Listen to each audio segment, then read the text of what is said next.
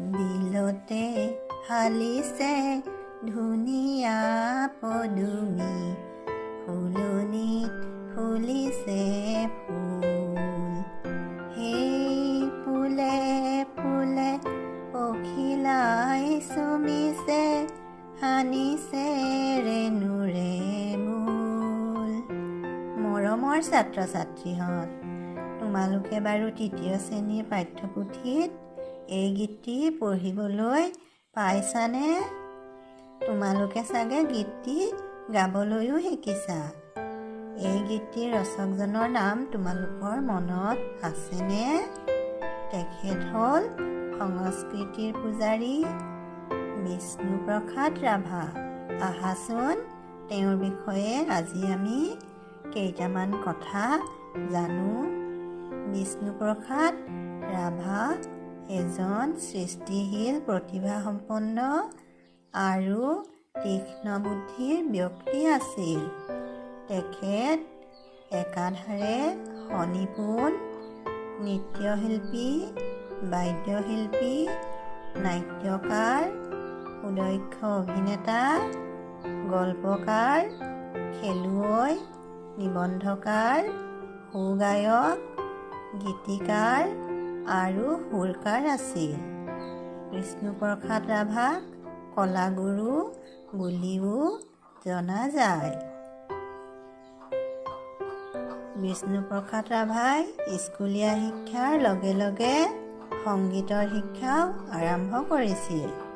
সেই সময়ত বংগৰ বিখ্যাত সংগীতজ্ঞ উস্তাদ মোতি মিয়া, কালাচাঁদ আৰু গহৰজান বিবিৰ পৰা বিষ্ণুপ্ৰসাদ ৰাভাই গীত, বাদ্য আৰু নৃত্যৰ শিক্ষা লাভ কৰিছিল। ৰাছিয়াৰ বিশ্ববিখ্যাত নৃত্য প্ৰতিয়সী আনা পাভলোভাৰ নৃত্য দেখি বিষ্ণুপ্ৰসাদ ৰাভা বিশেষভাৱে অনুপ্ৰাণিত হৈছিল আৰু নৃত্যকলাৰ প্ৰতি আকৃষ্ট হৈছিল। বিষ্ণুপ্ৰসাদ ৰাভা এজন নিখুঁত চিত্ৰকৰো আছিল।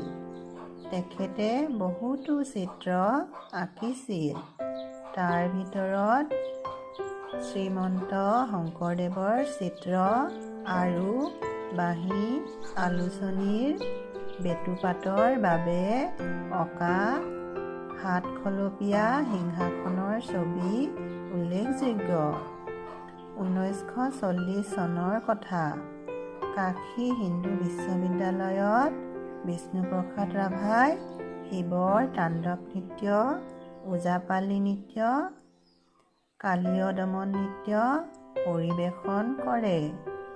তেখেতৰ নৃত্য দেখি সেই সময়ৰ কাশী হিন্দু বিশ্ববিদ্যালয়ৰ উপাচাৰ্য দাৰ্শনিক পণ্ডিত সৰ্বপল্লী ৰাধাকৃষ্ণন মুগ্ধ হৈছিল।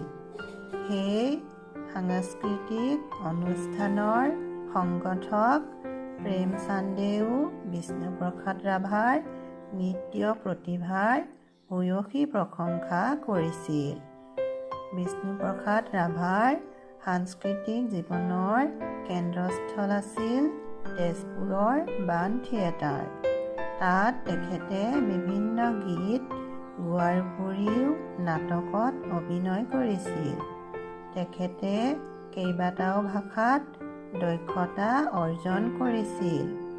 অসমীয়া, বাংলা, হিন্দী, ইংৰাজী ভাষাৰ বাহিৰেও ৰাভা বড়োকে ধৰি কেইবাটাও জনজাতীয় ভাষা জানিছিল। বিষ্ণুপ্ৰসাদ ৰাভা এজন বাদ্যশিল্পীও আছিল। তেখেতে বিভিন্ন প্ৰকাৰৰ বাদ্য বজাব জানিছিল। অসমৰ বিভিন্ন বাদ্যযন্ত্ৰ যেনে ঢোল, খোল, তাল, পেঁপা, টকা, কালি, টোকাৰী আদিৰ বিষয়ে তেখেতে বিজ্ঞানসন্মত অধ্যয়ন কৰিছিল। অসমৰ সুসন্তান এইজনা শিল্পীয়ে 1969 চনৰ 20 জুন তাৰিখে আমাক কন্দুৱাই পৰলোকলৈ গমন কৰে। অসমবাসীয়ে তেখেতৰ মৃত্যুৰ দিনটো বিষ্ণু ৰাভা দিৱস হিচাপে পালন কৰি আহিছে। এই পাঠটিত বিষ্ণুপ্ৰসাদ ৰাভাৰ জীৱনৰ কথাবোৰ এনেই চমুকৈ আলোচনা কৰা হৈছে। ভৱিষ্যতে তোমালোকে তেওঁৰ বিষয়ে আৰু বহুতো কথা জানিবলৈ শিকিবলৈ চেষ্টা কৰিবা।